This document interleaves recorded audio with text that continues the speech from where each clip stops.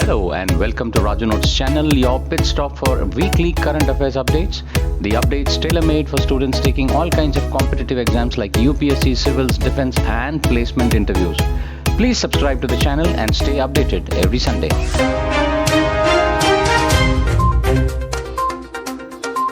India on Friday formally commissioned its first home-built aircraft carrier, INS Vikrant, accumulation of 17 years of construction and tests. INS Vikrant is the largest ship ever built in India's maritime history and houses state-of-the-art automation features. It has been built at a cost of 20,000 crores at Cochin shipyard.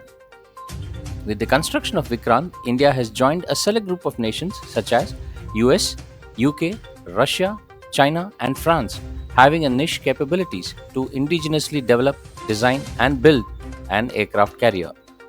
With commissioning of INS Vikrant, India has two optional aircraft carriers to bolster maritime security, the other being INS Vikramaditya.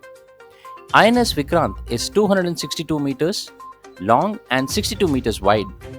INS Vikrant is the largest warship to be built in India. It can have 30 aircrafts on board, including MiG-29K fighter jets and a helicopter. The warship can accommodate a crew of nearly 1,600. Indian Navy sees the new warship as a key addition to its arsenal. India can now deploy an aircraft carrier on both its eastern and western seaboards and expand its maritime presence. On the occasion, the Prime Minister also unveiled the new naval insignia. The new ensign has national flag on the upper canton. A blue octagonal shape with the national emblem sits atop and an anchor, superimposed on a shield with the Navy's motto. The octagonal shape with twin golden borders draw inspiration from the seal of the great Indian Emperor Chhatrapati Shivaji Maharaj, whose visionary maritime outlook established a new credible naval defense fleet. Mikhail Gorbachev, the leader of Soviet Union who ended the Cold War, passed away at age 91 in a hospital in Moscow on Tuesday after prolonged illness.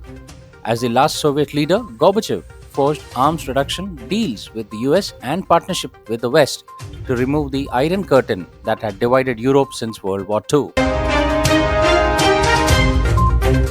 Recently, IMF said the Pakistan's national economy has been buffeted by adverse external conditions due to spillovers from the war in Ukraine and domestic challenges that have resulted in uneven and unbalanced growth. The Executive Board of International Monetary Fund completed the combined 7th and 8th review of loan facility for Pakistan, allowing immediate disbursement of US dollars 1.17 billion to the cash-strapped country, while approving the much-needed bailout plan after months of hectic efforts, including an unusual intervention by Pakistani Army Chief Qamar Javed Bajwa. The Washington-based lender said Pakistan is at a challenging economic juncture. The Cabinet Committee on Economic Affairs today approved the disposal of chana dal pulses to states and union territories at discounted rates to utilize for various welfare schemes. The disposal will be done from the stock of pulses procured under Price Support Scheme called as PSS and Price Stabilization Fund PSF. It also approved enhancement of the ceiling of the quantity of procurement under PSS from existing 25% to 40% in respect of tur, urad and masoor dal. Under this approved scheme, the states and the union territories are offered to lift 15 lakh metric tons of chana at a discounted rate of Rs 8 per kg over the issue price of sourcing states on first come first served basis. The states and union territories will utilize these pulses in their various welfare schemes including midday meal, public distribution system and integrated child development programs. Country witnessed an all-time high production of chana, especially during the last 3 years. The World Bank has hailed India's whole-of-government approach to simulate production during corona pandemic. It said India adopted a whole-of-government approach to simulate local production that helped reduce unit prices and the dependency on global supplies during COVID-19 pandemic, even as no compromise was made on quality in the largest procurement exercise conducted by the government. The report lists certain global experiences and summarizes the procurement innovations undertaken by the center, including its efforts to develop the domestic market for essential COVID commodities and life-saving equipment. External Affairs Minister Dr. S. Jaishankar has reached the United Arab Emirates.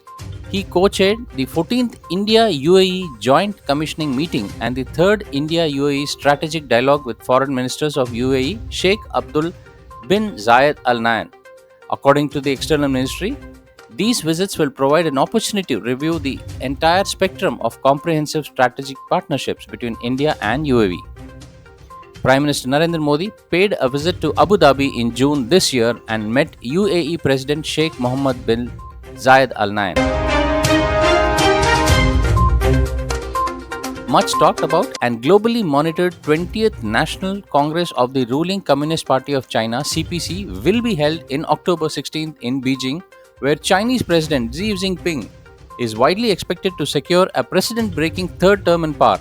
More than 2,000 delegates will gather in Beijing when key party positions will be filled, including the party leaders, lineup of top bodies, as well as the Central Military Commission. The 20th CPC of National Congress has evoked keen interest globally on account of multiple factors, including President Xi Jinping's expected third term in power, China's aggressive foreign policy amid increasing US-China tensions over Taiwan, and future of China's zero-COVID policy, common prosperity aimed at narrowing China's immense wealth gap, looming population crisis, and soaring youth unemployment.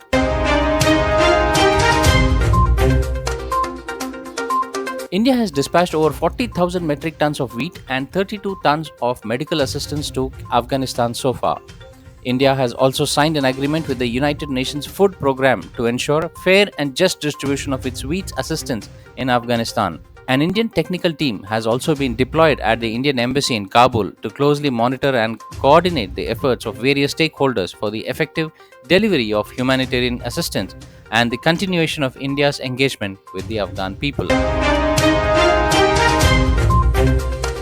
Canada has invoked a 1997 pipeline treaty with the United States for the second time in less than a year to prevent closing of the pipeline in Wisconsin. Canadian Foreign Minister Melina Joly said that Canada has raised serious concerns that a possible shutdown of Line 5 pipeline will cause a widespread and a significant economic and energy disruption. Ms. Joly, in a statement, said that this would impact energy prices. The pipeline is a critical part of Enbridge's mainline network, which delivers the bulk of Canadian oil exports to the United States. According to media reports, Line 5 carries around 540,000 barrels per day from Superior, Wisconsin to Sarnia and Ontario.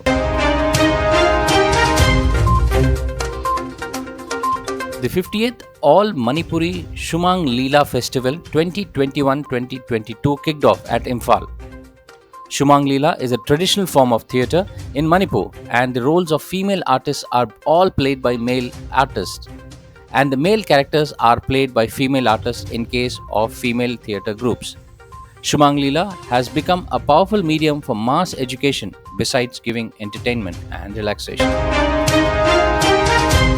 A 65-year-old man named Akbar Ali has been sentenced to life imprisonment for digital rape of a 3-year-old girl in Noida's Sector 39 in 2019. Based on a medical evidence and the 8 testimonies, he was charged under POSCO Act, IPC Section 375 and Section 376. Ali, who hails from West Bengal, committed the crime while visiting his married daughter in Noida.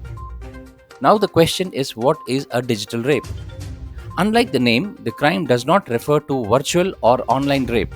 Instead, it refers to the act of forcefully penetrating something using their digits, that is, fingers, thumb, or toe. As mentioned, digital rape was not considered rape until the incident in 2012. The term was reportedly coined in 2013 to provide justice to the young girl and woman.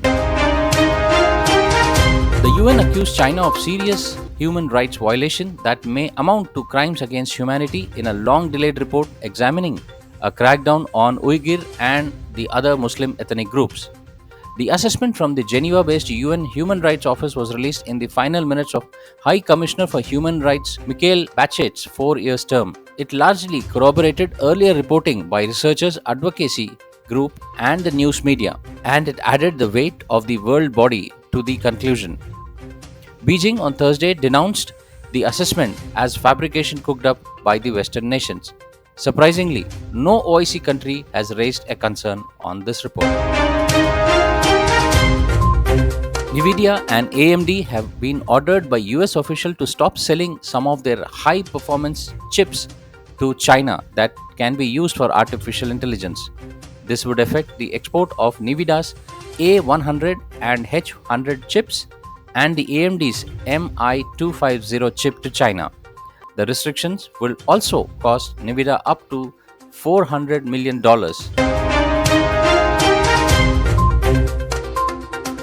Super Typhoon Hinnamnor is this year's most powerful tropical cyclone on the Earth and is gaining strength over the Western Pacific Ocean, posing threat to the people and livelihoods across Japan, Philippines, and China. Currently, it is moving across the East China Sea, threatening the southern islands of Japan and China's east coast. It is bringing winds about 257 km per hour and gusts of 314 km per hour. As per data by the US Joint Typhoon Warning Center, Hinnamnor's maximum significant wave height is 15 meters.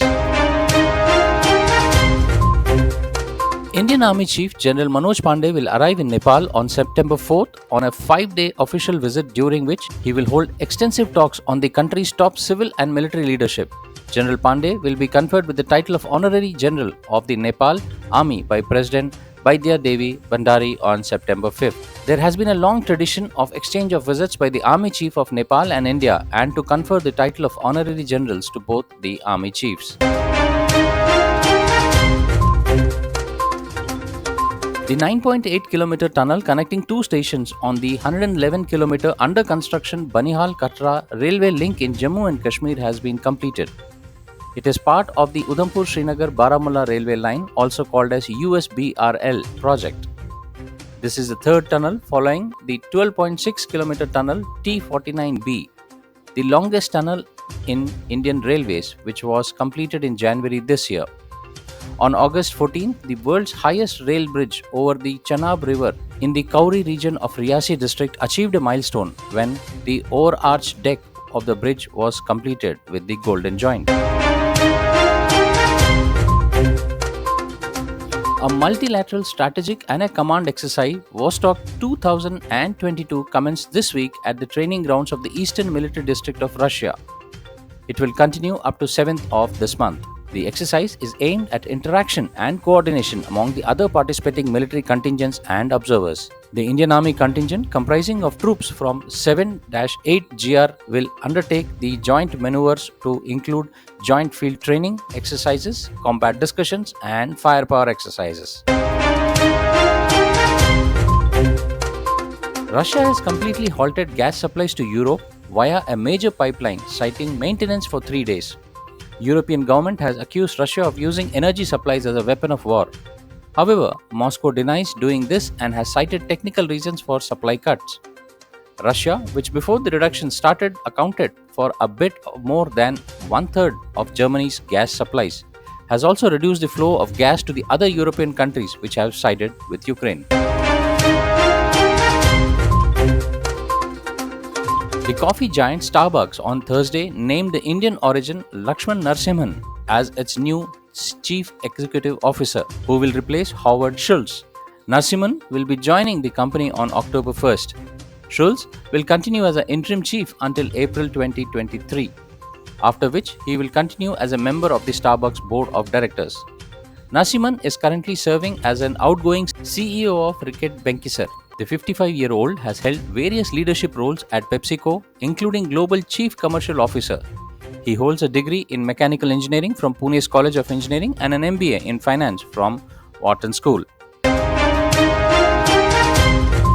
Former Myanmar leader Aung San Suu Kyi was found guilty of electoral fraud on Friday and sentenced by a judge to 3 years in jail with hard labor. According to a Reuters report, quoting a source, the Nobel laureate, who had been detained since a coup in February 2021, has already been sentenced to more than 17 years in prison. Taiwan's military, for the first time, shot down an unidentified civilian drone that entered its airspace near an islet off the Chinese coast on Thursday. Calling it the most appropriate action, Taiwan Premier Su Seng-chang said the military acted in self-defense. The incident came after Taiwan had repeatedly complained of harassment by drones coming from China. Is this the tip of the things to come in future? We'll have to wait and watch. Thailand's Royal Thai Army is in the process of placing an order for 600 military trucks with Tata Motors. Praising the trucks, the Thai official said that 600 Tata LPTA military trucks were rugged and easy to maintain. They are fit for the service of the nation, the Thai ambassador said. This is seen as a big boost for Atmanirbhar Bharat. The US, South Korea and Japan have agreed there will be no soft response if North Korea conducts its 7th nuclear test, South Korea's national security advisor said after a meeting with the US and the Japanese counterpart.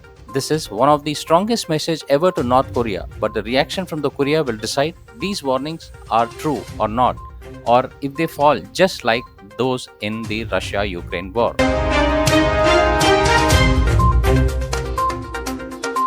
India has leaped past the United Kingdom to become the 5th largest economy in the world. As per International Monetary Fund, India took the lead in the final 3 months of 2021 to become the 5th biggest economy. According to GDP figures from the IMF, India extended its lead in the first quarter. IMF said the Indian economy is forecast to grow more than 7% this year. A world-beating rebound in Indian stocks this quarter has just seen their weighing raise to the second spot in the MSCI Emerging Markets Index, trailing only to China. Britain has dropped behind India to become the world's 6th largest economy, delivering a further blow to the government in London as it grapples with brutal cost of living shock. And now for the segment where we see the events that unfolded this week back in history. August 29, 1842, Treaty of Nanking ends the First Opium War. On this day, 180 years ago, the Qing dynasty of China was forced to sign the Treaty of Nanking. Struggling to satisfy the demands for Chinese tea, the British traders turned into drug peddlers. Seeing millions of Chinese become addicts, the Qing administration seized and destroyed British opium, leading to war. Losing the 2 opium wars began China's century of humiliation. China paid cash and lost territory, including Hong Kong. The lesson would never be forgotten. August 30, 1930, Warren Buffett is born. On this day, 92 years ago, Warren Buffett, the Oracle of Omaha, was born. Age 7, inspired by a book titled 1000 Ways to Make $1,000, he started doing odd jobs such as door-to-door delivery of Washington Post, a company he would later become the largest shareholder of. A long-term value investor, Buffett rose to become the world's richest man and a great philanthropist, who had pledged to give away 99% of his fortune in his lifetime. September 2nd, 1945, Japan surrenders, World War II ends. On this day, 77 years ago, US President Harry Truman announced the unconditional surrender of Japan. While the war in Europe had ended 4 months ago, the Pacific theater of World War II saw the soldiers of Imperial Japan fighting to the bitter end, wreaking havoc with the spectacular kamikaze suicide attacks. The Bushido code of the samurai warriors equated surrender with eternal shame, so it took 2 atomic bombs to force Japan into surrender.